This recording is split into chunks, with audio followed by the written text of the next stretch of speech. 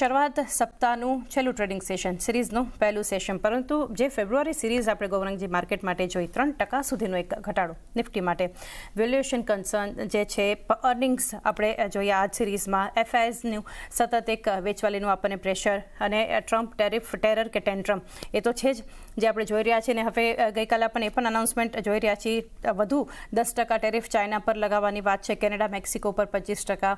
તો એ જ global market પણ જે છે આમાં એક નેગેટિવ રિએક્ટ કરતા આપણને બતાવી રહ્યા છે.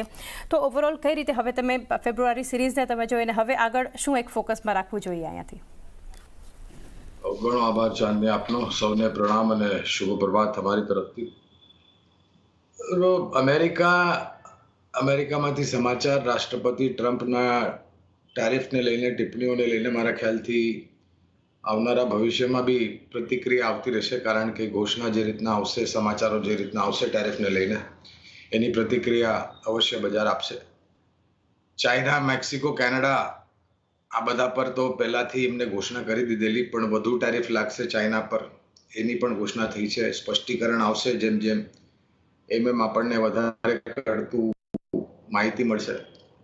એક રીતે જોવા જાવ તો જો ભારતની ઉપર બી જે ટેરિફ લાગવાના છે અને આપણા દેશ ભારત તરફથી જે પહેલાં ટેરિફ લગાડવામાં આવતા હતા અમેરિકાના અમુક વસ્તુઓની ઉપર, એમાં પરિવર્તન કર્યા છે નીચલી તરફ, બહુ જ મોટા પરિવર્તન કર્યા છે. અને ભવિષ્યમાં જ્યારે બી યોગ્ય હશે તો સરકાર તરફથી યોગ્ય પગલાં લેવામાં આવશે, જેનાથી જે કાઉન્ટર ટેરિફ અમેરિકા પરથી આપણા ભારત દેશમાં લાગતા હતા એમાં કદાચ થોડી ઘણી રાહત આપણને મળે એવું અનુમાન લઈને ચાલીએ. હવે ચાઇના, કેનેડા, મેક્સિકો પર ટેરિફ લાગશે તો કદાચ એક અવસરની સ્થિતિ ઊભી થાય એવું આપણે માનીને ચાલીએ ભારત માટે વધારે પડતી. અને હાલમાં જ જ્યારે વડાપ્રધાન સાહેબ રાષ્ટ્રપતિ ટ્રમ્પને મળેલા, તો રાષ્ટ્રપતિ ટ્રમ્પ અને વડાપ્રધાન મોદી સાહેબ તરફથી બી ટિપ્પણી કરવામાં આવેલી કે જે ઇતિહાસમાં બાયલેટરલ ટ્રેડ ભારત અને અમેરિકા વચ્ચે હતા એનાથી વધારે પડતી ઊંચી સપાટી પર લઈ જવાના પ્રયાસ કર્યા છે, વાતો કરી છે, અને કદાચ આવનારા દિવસોમાં ટ્રેડ એગ્રીમેન્ટ પર બી હસ્તાક્ષર થાય એવા બધા સમાચારો છે. તો આ પરિસ્થિતિમાં કદાચ એક લાભની પરિસ્થિતિ ઉભરીને આવે હાલમાં એવું લાગે છે. જો વધારે પડતા પ્રતિબંધ ભારતની ઉપર ટેરિફ લગાડવામાં નહીં આવ્યા તો કદાચ એક અવસર બની શકે છે, એ પરિસ્થિતિ બની શકે છે. બજારને લઈને મારા ખ્યાલથી 15%થી વધુનું કરેક્શન કદાચ આપણે જોઈ ચૂક્યા છે સર્વોચ્ચ સપાટીથી જે નીચલી સપાટી આપણે હાલમાં જોઈ રહ્યા છે. ગઈકાલે એફએનઓ મહિનાની એક્સપાયરી હતી, વધારે પડતી વધઘટ એક મારા ખ્યાલથી તમને જે નોર્મલી મહિનાની એક્સપાયરીમાં જોવા મળે છે, એક્સપાયરીના દિવસે અને એક્સપાયરીના એક દિવસે પહેલે, એવી પરિસ્થિતિ ગઈકાલે નથી. રોલઓવર્સ મારા ખ્યાલથી થોડા ઘણા જે અનુમાન હતા એનાથી નીચે થયા છે.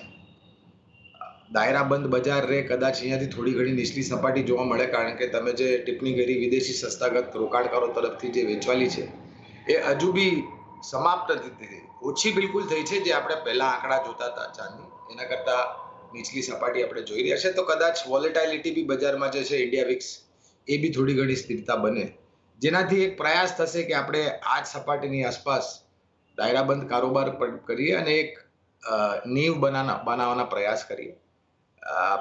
સ્થાનીય માર્કેટમાંથી કોઈ એવા સંકેત નથી જેને લઈને બજારમાં તમે આવો ઘટાડો જોઈ રહ્યા છો. આ ઘટાડો આપણે જોઈ રહ્યા છે કારણ કે અમેરિકાના તરફથી ટેરિફ સમાચારો, રૂપિયાની નબળાશ, વળી પાછો રૂપિયો 87ની પાર જતો રહેલો ડોલર સામે, પરિણામોને લઈને ત્રીજા ત્રૈમાસિકની કોઈ મોટી દુર્ઘટના નથી થઈ એવું આપણે જોયું છે. અને ધીરે ધીરે કરીને બજારમાં સ્થિરતા આવે. બ્રોડર માર્કેટ્સ એટલે કે સ્મોલ કેપ અને મિડ કેપમાં કદાચ થોડું ઘણું દબાણ હજુ રહે ચાંદની, પણ લાર્જ કેપમાં જે રીતના કરેક્શન આવ્યું છે, મૂલ્યાંકનને લઈને અમુક ક્ષેત્ર અને એ ક્ષેત્રથી જોડાયેલી કંપનીઓ લાંબા ગાળા માટે રોકાણ કરવા માટે સારી લાગે છે. જી, ઓવરઓલ એક સેટઅપ વૈશ્વિક બજારો તરફથી સંકેતો છે એની અસર, અને સાથે સ્થાનિક માર્કેટમાં અત્યારે જે કંઈ પણ આપણે અપડેટ્સ જોઈ રહ્યા છીએ આ બધા પર ચર્ચા કરીશું. પરંતુ